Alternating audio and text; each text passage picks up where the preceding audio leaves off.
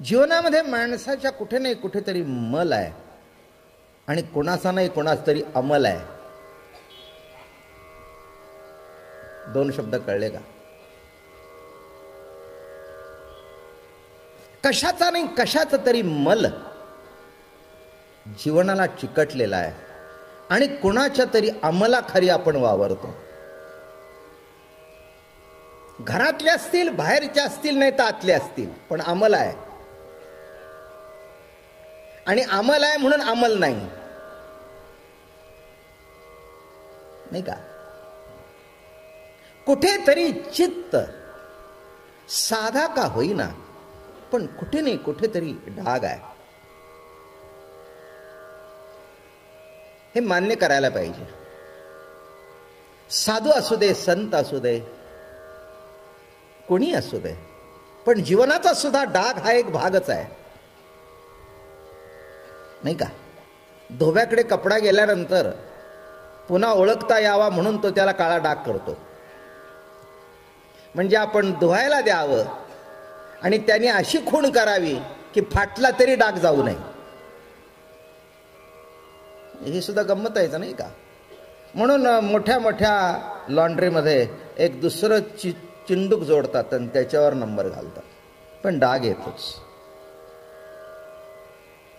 तसं कुणावर कामाचा डाग आहे, क्रोधाचा डाग आहे, विषयाचा डाग आहे. डाग तर आहेच आहे, कुठे नाही कुठेतरी आहेच आहे. सत्तेच्या अहंकाराचा डाग आहे. इथे व्याख्या कशी आहे? विद्येचा सुद्धा डाग असतो बरं का. विद्येचा सुद्धा मल चढतो. जेव्हा विद्येचं रूपांतर अहंकारात होतं, मदामध्ये होतं. ज्ञानेश्वर महाराज म्हणाले, लाटणे ऐसा न लवे आणि पाथर जेवी न द्रवे. लाटणं जसं वाकत नाही तसं ज्ञानाचा अहंकार झाल्यानंतर तो सुद्धा लवकर वाकत नाही. विद्येचा मद आहे, तारुण्याचा मद आहे, पैशाचा मद आहे, अधिकाराचा मद आहे. हे चार मद मोठे आहेत. तर का कुणाला विद्येचा मद असतो, कुणाला असं वाटतं माझ्यासारखा शिकलेला कोणी नाही. आपल्या घरामध्ये सुद्धा पाहायला मिळतं. वडिलापेक्षा मुलं जास्ती शिकली तर ते वडिलाला दाब देतात. तुम्हाला काय माहिती आहे, तुम्ही कुठे शाळेत घेतला? पण मूर्खा, मीच घातला ना शाळेत तुला. काय पोरं म्हणतात, तुम्हाला काय माहिती आहे, तुम्ही कुठे शाळेत गेला काय? अरे शाळेत गेलो नाही मी, हे मला कळलं, पण तुला शाळेत घालायचं हे मला कळलं म्हणून तू बोलतोयस नाही. तेव्हा एवढं लक्षात घ्या, काही विद्येचा मद आहे आणि तो मद हा मळ आहे बरं का. काही तारुण्याचा मद आहे, तो असतो. एखादी व्यक्ती तरुण असते, ताकद असते, त्याला असं वाटतं आता काही नाही आपल्याला कमी, आपण कोणालाही मागे सारू.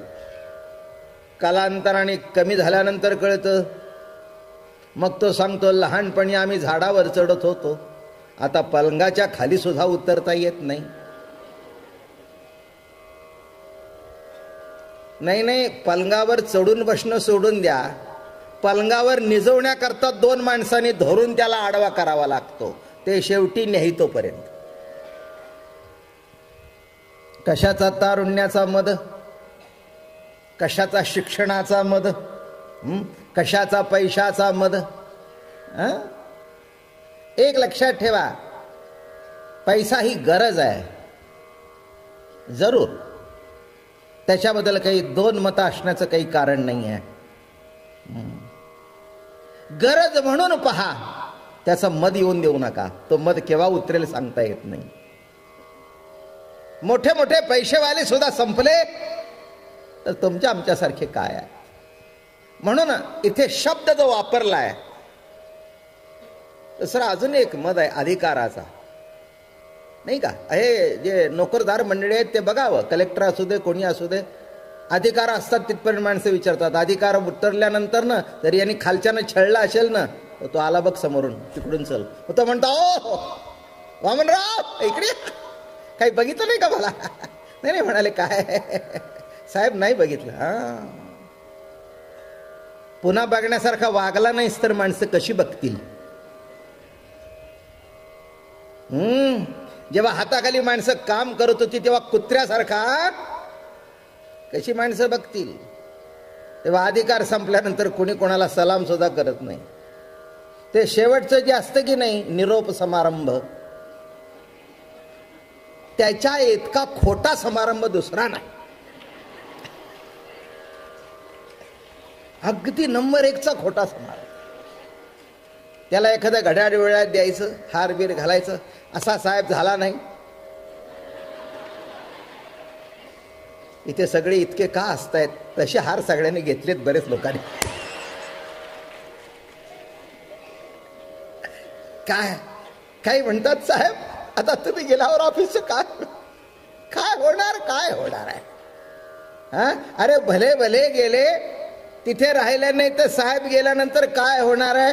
गेल्यानंतर म्हणतो वरून वशूला लावून 2 वर्ष वर सरकवलं, माझं प्रमोशन थांबलं, गेला तो बरा झाला. अवघड आहे. सत्तेचा मद किती दिवस टिकतो? मी हे का मांडलं तुमच्या समोर?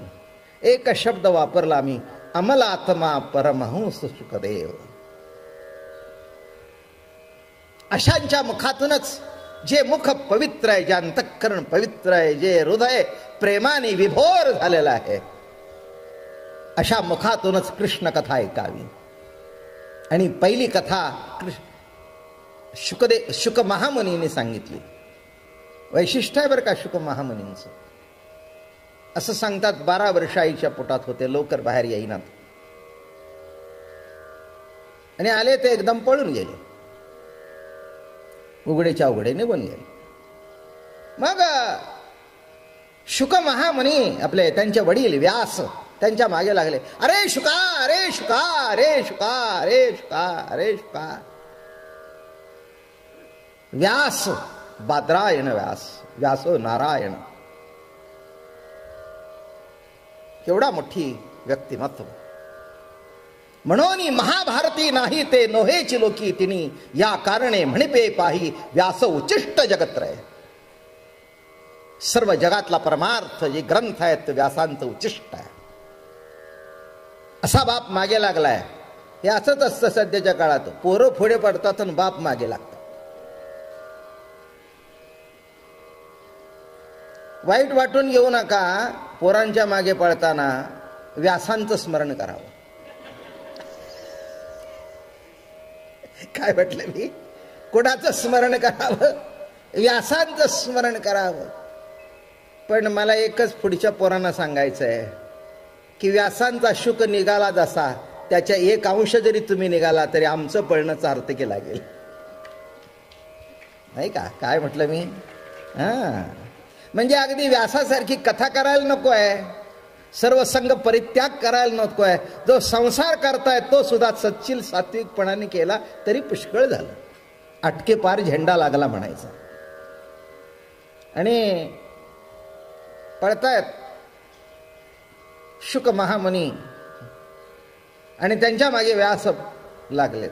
अरे शुका थांब, अरे शुका थांब. शुका म्हटल्याबरोबर अहो पृथ्वी ओ देऊ लागली, ओ झाड ओ देऊ लागली, ओ. आणि पुढे एका नदीवर स्त्री आंघोळ करत होत्या. आता आंघोळ करताना काही विशेष वस्त्र अंगावर नव्हते. शुकदेव पळत गेले आणि त्याच्या मागून व्यास आले. व्यास आलेले बघितल्यावर त्या बायका पटकन उठल्या, ते लुगडी बिगडी अशी बसल्या. व्यासांना इन्सल्ट वाटला तो, की तरुण पोराला बघून लाजत नाही तर मला म्हाताऱ्याला बघून लाजतं. इंटरेस्टिंग आहे नाही का? व्यासांना तो मोठा अपमान वाटला की हा तरुण पोरगा निघालाय, त्यांच्या अंगावर त्याला लाजायला पाहिजे होतं, माझ्यासारख्या म्हाताऱ्याला काय लाजायचं? म्हणजे त्यांना काही ते आवरलं नाही, थांबले. का म्हणाले? माझा मुलगा आता गेला तरुण, त्याच्याकडे बघून तुम्ही लुगडं सुद्धा अंगावर घेतलं नाही, जसं होतं तसं तुम्ही आंघोळ करत होता, आणि माझ्यासारख्या वयोवृद्ध म्हाताऱ्याला बघून तुम्ही पदर विदर घेता, हे काय भानगड आहे? ते म्हणाले, महाराज माफ करा, तुम्ही हंस आहात, ते परमहंस आहेत.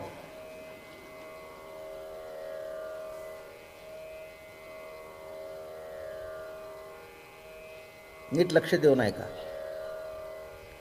काय सांगितलं? तुमचे चिरंजीव परमहंस आहेत, तुम्ही हंस आहात. व्यास म्हणले म्हणजे म्हणाले हंसाचं काय असतं? दुधामध्ये चोच टाकल्यानंतर पाणी एका बाजूला होतं आणि दूध एखाद्या बाजूला होतं. हे परमहंस असल्या कारणाने दृष्टी एकरूप झालेली आहे. तिथे स्त्री पुरुष हा भेद नाही. तुमच्यात भेद आहे म्हणून तुम्ही हंस, आणि त्यांच्यात भेद नाही म्हणून ते परमहंस. आई बसा खाली. आई खाली बसा.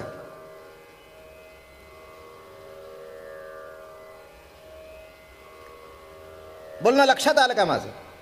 काय म्हटलं? हंस आणि परमहंस. का? तुम्ही जो प्रश्न विचारला की माझ्याकडे बघून पदर का घेतले, हा प्रश्न त्यांनी विचारला नाही. कारण त्यांच्या नजरेतली स्त्री संपलेली होती, त्यांच्या नजरेतला पुरुष संपलेला होता. ब्रह्मरूप प्रतीती होती. आणि तुम्ही हंसात चोच टाकली की एका बाजूला पाणी, एका बाजूला जगत आणि एका बाजूला ब्रह्म, असे दोन भाग झाले. तिथे दोन भाग नाही, सगळे एक रूप आहे. व्यास म्हणाले हेही खरा अर्थ आहे. म्हणून लक्षात ठेवा, हंस व्हा तुम्ही, मोत्याचा चारा मिळेल, पण परमहंस असेल तर कृष्ण सखा भेटेल. म्हणून दोन अर्थ लक्षात घ्या, हंस आणि परमहंस. आणि मग व्यासांना सुद्धा आश्चर्य वाटलं. खरंच आहे म्हणाले, मुलीनो माझ्या गुरु आहात तुम्ही. खरंच आहे, माझ्या नजरेतली स्त्री गेली नाही. माझ्या नजरेतली स्त्री गेली नाही आणि माझ्या मुलाच्या नजरेमध्ये स्त्रीच नाही, परमहंस आहे. परमहंस आहे, कुठे विकार नाही. मंडळी, या कथा मोठ्या आहेत, अलौकिक आहेत. याच्यातलं आपल्याला किती जमेल मला माहिती नाही, पण जमण्याकरता वाटचाल सुरू करायला काही हरकत नाही. माझं बोलणं कळलं ना? कदाचित मुक्काम 1,00,000 किलोमीटरचा असेल, 2,00,000 किलोमीटरचा असेल, पण या जन्मी जर वाटचाल सुरू केली तर अनेक जन्मानंतर तिथे आपल्याला नक्की पोचता येईल. जाणून तरी घ्या कुठे पोचायचंय. जाणून तरी घ्या की आपल्याला चालायचंय. जाणून तरी घ्या की आहे तो मुक्काम नाही, आहे ती वेटिंग रूम आहे, घर नाही. हे जाणून तरी घ्या. तुम्ही वेटिंग रूमलाच घर करून बसलाय.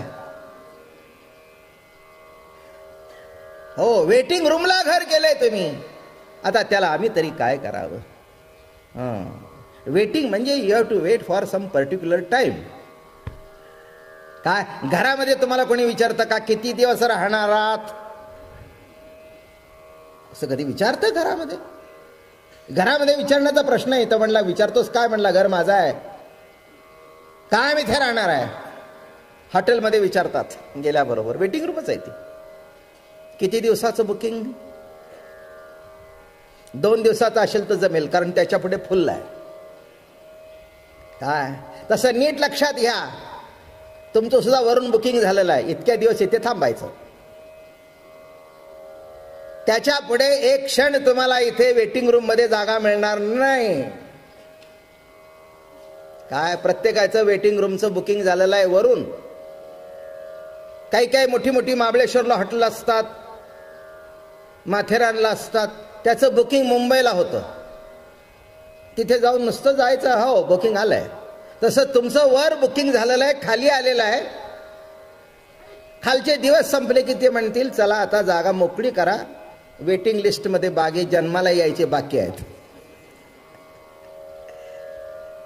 अमलात्मा परमहंस शुकदेव.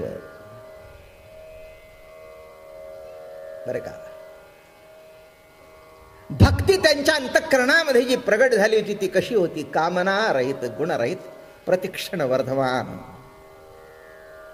नारद आपल्या भक्तिसूत्रामध्ये सांगतात ती भक्ती कशी होती. कामना रहित, गुणरहित, कामना रहित, प्रतिक्षण वर्धमान, प्रत्येक क्षणाला वर्धमान होणारी, गुणावर नाही अडकलेली. काही माणसं गुणावर प्रेम करतात, गुण संपलं की प्रेम संपतं. काही रूपावर प्रेम करतात, रूप संपलं की कुणीही सिनेमामध्ये काम करायला बोलवत नाही. नाही का? सिनेमामध्ये काय, नाटकामध्ये काय, रूपाला किंमत आहे. ते संपलं की रोल बदलतात. ते म्हणतात आता हे बघा, तुम्ही लीडिंग लोड करू नका, आता त्याच्या बापाचा करा, म्हाताऱ्याचा करा. लक्षात घ्या, जो अखंड रोल होत जातो तो roll, it's like a rolling stone. असं रोल होत जातो. जसं जीवन आपलं असं रोल होतो. बालपण आहे, तारुण्य आहे, वृद्धापकाळ आहे, सगळं रोल होत जातं. असं असं पालटत जातं. माहिती नाही किती दिवस आहे, जीवन किती दिवस चालणार आहे माहिती नाही. म्हणून कल करे सो आज कर, आज करो सो अभी कर, हे सगळ्यांना माहिती आहे.